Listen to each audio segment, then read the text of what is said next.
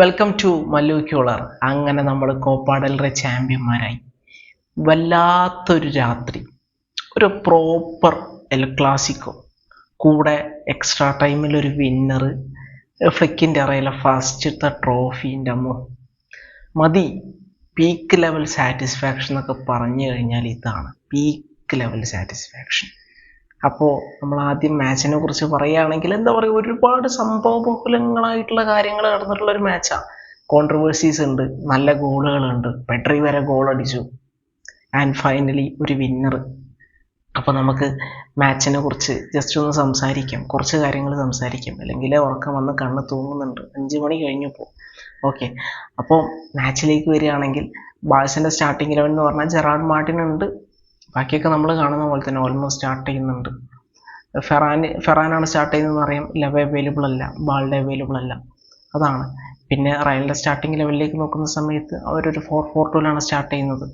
അവിടെ നമ്മുടെ ഈ ഒരു സെബിയോസ് സ്റ്റാർട്ട് ചെയ്യുന്നുണ്ടെന്നുള്ളതാണ്. സോ അവർക്ക് മിഡ്ഫീൽഡിൽ ഒരു കൺട്രോളർ ഉണ്ടെന്നൊക്കെ പറയാം.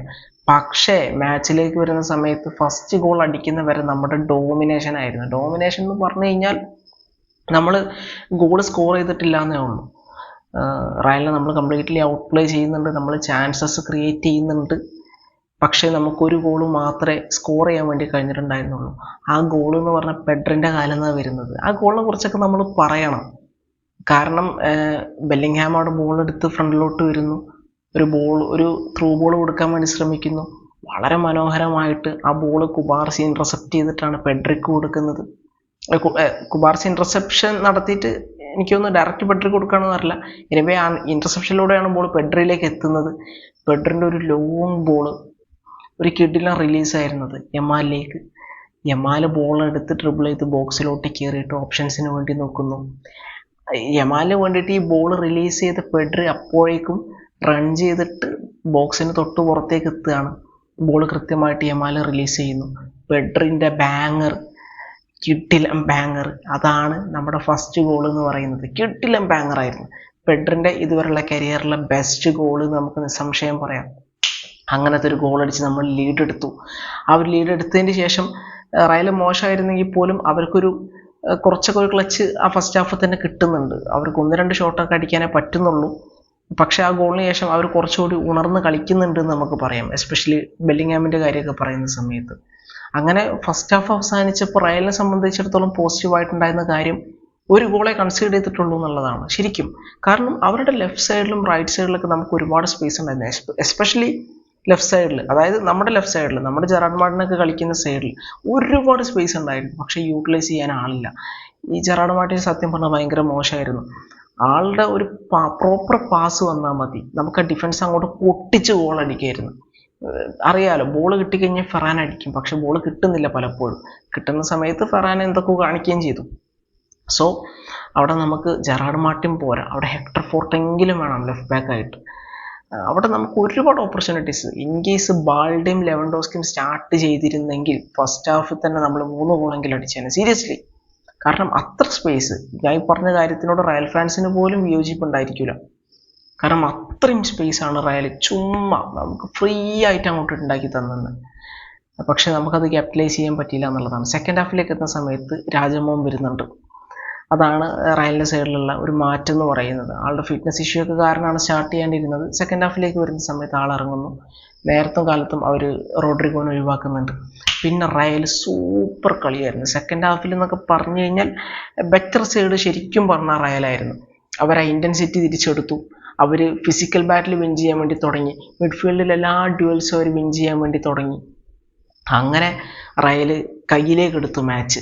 അങ്ങനെയാണ് ഫസ്റ്റ് ആ എംബാപ്പേൻ്റെ ഗോൾ വരുന്നത്, free kick. And again Arda ഗ്യൂളറിൻ്റെ ആ ഒരു കോർണറിൽ നിന്ന് ചൊമേനി ഗോൾ അടിക്കുന്നു. 2-1 അവർ ലീഡ് എടുക്കുകയാണ്. അപ്പോൾ ഇതിലെടുത്ത് പറയേണ്ടത് അവരുടെ സബ്സ്റ്റിറ്റ്യൂഷൻസ് ആണ്. പ്രോപ്പർ സബ്സ്റ്റിറ്റ്യൂഷൻസ് അവിടെ കാർൽ നടത്തി എന്നുള്ളതാണ്. മിഡ് ഡിക്റ്റേറ്റ് ചെയ്യാൻ വേണ്ടി മോഡ്രിച്ചിനെ കൊണ്ടുവന്നു. അതുപോലെ ആ ഒരു റൈറ്റ് മിഡിൽ ക്യൂളറിങ് കൊണ്ടുവന്നു. രണ്ടാളും ഭീകര ഇമ്പാക്റ്റാണ് ഉണ്ടാക്കിയത്. അങ്ങനെ അവർ 2-1 തിരിച്ചു വന്നു. അങ്ങനെ നമ്മൾ ഭയങ്കര ടയേർഡ് എന്നൊക്കെ പറഞ്ഞാൽ നമ്മളെ പ്ലേയേഴ്സിനൊന്നും പലപ്പോഴൊന്നും വയ്യ. എസ്പെഷ്യലി സെക്കൻഡ് ഹാഫിൽ നമ്മൾ ഭയങ്കര മോശമായിരുന്നു. ഇപ്പോൾ ഫ്രാൻ ഗാർഷ്യ വന്നു അവരുടെ സൈഡിൽ. അപ്പം അവർക്ക് യമാലിനെ കുറേ കണ്ടെയ്ൻ ചെയ്യാൻ വേണ്ടി പറ്റി. അതുപോലെ തന്നെ റൈറ്റിൽ കുറേ സമയം ഫെഡ കളിച്ചപ്പോൾ റൈറ്റും അവർക്ക് കുറേ സ്റ്റോപ്പ് ചെയ്യാൻ വേണ്ടി പറ്റി. അവരുടെ ലെഫ്റ്റ് ബാക്കും അവരുടെ ആ ലെഫ്റ്റ് സൈഡും റൈറ്റ് സൈഡൊക്കെ അത്യാവശ്യം സ്ട്രോങ് ആയി. പിന്നെ വിനീഷ്യസ് പ്രോപ്പറായിട്ട് കളിക്കാൻ വേണ്ടി തുടങ്ങി. വിനീൻ്റെ റൺസ് കാര്യമായിട്ടുള്ള ഡേഞ്ചർ സിറ്റുവേഷൻ ഉണ്ടാക്കാൻ തുടങ്ങി. Mbappe on ഫയറായി. ചൊമേനി നന്നായിട്ട് കളിച്ചു. അതുപോലെ തന്നെ എടുത്തു പറയേണ്ടതാണ് നമ്മുടെ ഫെഡേൻ്റെ പെർഫോമൻസ്. ഫെഡ ഗ്രേറ്റ് പെർഫോമൻസ് ആണ്, എസ്പെഷ്യലി ഡിഫെൻസീവ്ലി. ഫെഡൻ്റെ ചില ടച്ചസ് പല ഗോൾസും ഡെനി ചെയ്തു എന്ന് തന്നെ നമുക്ക് പറയാം ശരിക്കും പറഞ്ഞു കഴിഞ്ഞാൽ. അപ്പം ബെല്ലിംഗ്ഹാമിൻ്റെ പെർഫോമൻസ് മിഡ്ഫീൽഡ് ഗ്രേറ്റ് ആയിരുന്നു. അർദാഗുലറിൻ്റെ പെർഫോമൻസ് എല്ലാം ഒരു രക്ഷയില്ല. റയലിനെ സംബന്ധിച്ചിടത്തോളം നോക്കുകയാണെങ്കിൽ ഗ്രേറ്റ് പെർഫോമൻസ് ആയിരുന്നു അവർ സെക്കൻഡ് ഹാഫിൽ. അപ്പോൾ ഇതിൽ തന്നെ ഒരുപാട് കോൺട്രവേഴ്സികൾ നടക്കുന്നുണ്ട്. ഒരുപാട് കോൺട്രവേഴ്സികൾ നടക്കുന്നുണ്ട്. ആ 96-ാം മിനിറ്റിൽ ബാഴ്സയ്ക്ക് വേണ്ടിയിട്ട് ഒരു പെനാൽറ്റി വിളിച്ചാണ്, പക്ഷെ അത് ഡെനി ചെയ്തു. അത് ക്ലിയർ ആണ്, റാഫിഞ്ഞിൻ്റെ ടൈമാണ്. അതുപോലെ തന്നെ നമ്മുടെ കുബാർസിനെ വലിച്ചിട്ടൊരു ഇൻസിഡൻ്റ് ഉണ്ട്. പേഴ്സണലി അത് എനിക്കൊരു പെനാൽറ്റി ആയിട്ടാണ് തോന്നിയിട്ടുള്ളത്. അത് പെനാൽറ്റി അവാർഡ് ചെയ്യായിരുന്നു, പക്ഷെ അത് കിട്ടിയില്ല. പിന്നെ ഫെഡൻ്റെ ഹാൻഡ് ബോൾ ഇൻസിഡൻറ്റ് വരുന്നുണ്ട്. എനിക്ക് തോന്നുന്നു അങ്ങനെ ഒരു സ്ലൈഡ് ടാക്കിൾ ചെയ്യുന്ന സമയത്ത് ചിലപ്പോൾ ആ കൈൻ്റെ പൊസിഷൻ നാച്ചുറലാണെന്ന് നമുക്ക് പറയാം, പക്ഷെ അത് ഒരു പെനാൽറ്റി ആയിട്ട് എടുക്കണമെന്ന് എനിക്ക് തോന്നുന്നില്ല. പിന്നെ എനിക്ക് തോന്നുന്നു ഓൾമോൻ്റെ ഒരു ഇൻസിഡൻറ്റ് ഉണ്ടായിരുന്നു. അതുപോലെ തന്നെ റൂഡിഗർ വേഴ്സസ് ഫെറാൻ ഒരു ഇൻസിഡൻറ്റ് ഉണ്ടായിരുന്നതാണ്, എനിക്ക് ഓർമ്മയില്ല കറക്റ്റ്. റൂഡിഗർ വേഴ്സസ് ഫെർമിയോ അങ്ങനെ എന്തോ ഒരു ഇൻസിഡൻറ്റ് ഉണ്ടായിരുന്നു, ഉറക്കത്തിൽ അത് മറന്നുപോയി ഞാൻ.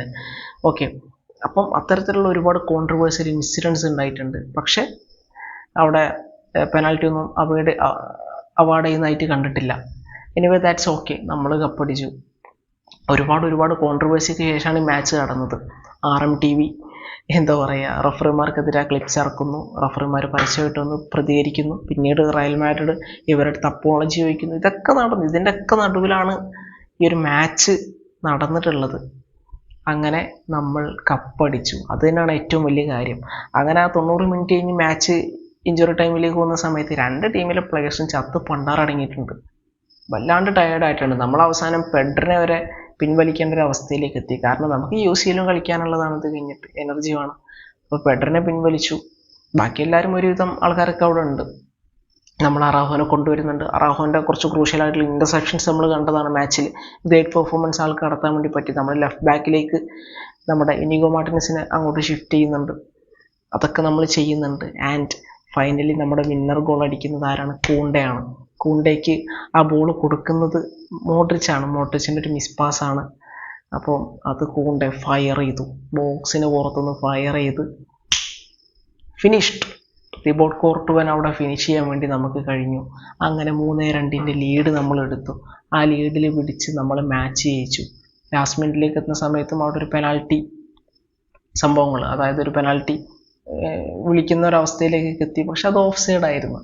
പിന്നെ ഇനി മാച്ചിനെ കുറിച്ച് പറയുകയാണെങ്കിൽ പീക്ക് ഓഫ് സൈഡ് ട്രാപ്പ് എന്നൊക്കെ പറയുമല്ലോ, അതാണ് കണ്ടിട്ടുള്ളത്. എത്ര ട്രാപ്പാട്ടെ, എനിക്കൊരു പേടി ഉണ്ടായിരുന്നില്ല. ഇനിയൊക്കെ കൈ പൊക്കിയോ, കുബാർസി കൈ പൊക്കിയോ, വി ആർ സേഫ്. അവിടെ ഗോളും വരാൻ വേണ്ടി പോകുന്നില്ല, ഒരു തേങ്ങയും വരാൻ വേണ്ടി പോകുന്നില്ല. എത്ര തവണയാണ് ഗോളാണോ ഓഫ് സൈഡ്? പെനാൽറ്റിയിലേക്ക് ഗോൾ പോകുന്നുണ്ടോ ഓഫ് സൈഡ്? എന്താ പറയുക, പീക്ക് ഓഫ് സൈഡ് ട്രാപ്പ് എന്നൊക്കെ പറഞ്ഞു കഴിഞ്ഞാൽ ഇതാണ്. Flick, love you man. എമ്മാതിരി ട്രാപ്പാണ് നമ്മുടെ പിള്ളേർ സെറ്റ് ചെയ്യുന്നത്. കുബാർസിയും ഇനീഗും അതേപോലെ കൂണ്ടയും, മാർട്ടിൻ ഉണ്ടായിരുന്ന സമയത്ത് മാർട്ടിനും എല്ലാവരും. ഓക്കെ, ഓഫ് സൈഡ് ട്രാപ്പൊക്കെ അടിപൊളിയായിരുന്നു. പിന്നെ നമ്മൾ ടെക്കിനെ കുറിച്ച് എടുത്ത് പറയണം. സെസനി ഒരുപാട് സേവ് നടത്തിയിട്ട് നമ്മളെ ഈ മാച്ചിൽ പിടിച്ചു നിർത്തി. അവർ ഓൺ ഫയറിലേക്ക് എത്തുന്ന സമയത്ത് നമ്മൾ ഡിഫൻസ് പലപ്പോഴും മോശമായിരുന്നു, ഉള്ളത് പറയാമല്ലോ. നമ്മുടെ ഡിഫൻസ് പലപ്പോഴും മോശമായിരുന്നു. സെറ്റ് പീസിലൊക്കെ നമ്മൾ എന്ത് തേങ്ങയാണ് കാണിച്ചത്, മോശമായിരുന്നു. പക്ഷേ നിർണായകമായിട്ടുള്ള സമയത്ത് സ്റ്റെപ്പ് അപ്പ് ചെയ്തുകൊണ്ട് എഗെയിൻ ടീമിനെ സേവ് ചെയ്ത മനുഷ്യൻ എന്ന് പറയുന്നത് സെസനിയാണ്. Great performance. ആള് റിട്ടയർമെൻറ്റിൽ നിന്ന് വന്നിട്ട് ഇപ്പോൾ കോപ്പ ഡെൽ റേ അടിച്ചു. റിട്ടയർമെൻറ്റ് ചെയ്ത് വീട്ടിലിരുന്ന മനുഷ്യനാണ് ഇപ്പതാ വന്നിട്ട് മൂപ്പര് കോപ്പ ഡെൽ റേ ട്രോഫി നോക്കി കഴിഞ്ഞു. So great. ആള് ഈ ഒരു ജേണിയിൽ നിർണായക സാന്നിധ്യമായിട്ട് മാറിയിട്ടുണ്ടെന്നുള്ളതാണ്. പിന്നെ നമ്മുടെ ഡിഫൻസിൻ്റെ കാര്യം ഞാൻ പറഞ്ഞല്ലോ. Kounde best right back in the world, നമുക്ക് നിസ്സംശയം പറയാം. ഒഫൻസീവ്ലി ഡിഫെൻസീവ്ലി എന്ത് മെട്രിക്സ് എടുത്ത്, മെട്രിക്സ് അവിടെ വിടും, ഗ്രൗണ്ടിലെ പെർഫോമൻസ് മാൻ ഗ്രേറ്റ് പെർഫോമൻസ് ആണ് ഈ ഒരു സീസണിൽ കൂണ്ട നടത്തിയിട്ടുള്ളത്. ഈ ഒരു മാച്ചിലൊക്കെ എന്നൊക്കെ പറഞ്ഞു കഴിഞ്ഞാൽ ആൾ ടയേർഡാണ്, നമുക്ക് കാണാനുണ്ട്. ആൾ ടയേർഡാണ്, പല പ്രശ്നങ്ങളുണ്ട്. പക്ഷേ ആളുടെ ഒരു spirit, fight, determination, passion different ആണ് മച്ചാനെ. അങ്ങനെ ആണ് നമ്മൾ ജയിച്ചത്. ആളെ കാലിൽ നിന്നാണ് ഫൈനൽ ഗോൾ വരുന്നത്. മിഡ്ഫീൽഡിലേക്ക് വരുന്ന സമയത്ത് once again Pedri, what a goal, what a performance, great performance. പെഡ്രിൻ്റെ സൈഡിൽ നിന്ന് കണ്ടു. Frenkie was great. നമ്മൾ ടോട്ടലി മോശമായ സമയത്ത് ഫ്രങ്കി മോശമായിരുന്നെങ്കിൽ പോലും ആള് പല സമയത്തും ടീമിൽ നന്നായിട്ട് തന്നെ കളിച്ചിട്ടുണ്ട്. പിന്നെ നമ്മളവിടെ എറിക്കിനൊക്കെ കൊണ്ടുവരുന്നുണ്ട് ലാസ്റ്റ്, അതൊക്കെ ഗുഡായിരുന്നു. പിന്നെ നമ്മൾ എടുത്തു പറയേണ്ടതാണ്, ഓൽമ കുറച്ച് മോശമായിരുന്നു. അപ്പം നമ്മളവിടെ ഫെർമിനെ കൊണ്ടുവരുന്നുണ്ട്. That was a great substitution. Fermi അടിപൊളിയായിട്ട് കളിച്ചിട്ടുണ്ട്. ബാഴ്സ ഷർട്ടിലെ ഫെർമിൻ്റെ one of the best game. ഗോളും കൂടെ വന്നിരുന്നെങ്കിൽ ബെസ്റ്റസ്റ്റ് ഗെയിം ആയേനെ. അപ്പം ഒരു രക്ഷയില്ലാത്ത ഡിസ്പ്ലേ ആണ് ഫെർമിൻ്റെ സൈഡിൽ നിന്ന് കണ്ടത്. നമ്മൾ ആളെ പേര് പറയാതെ പോകരുത്.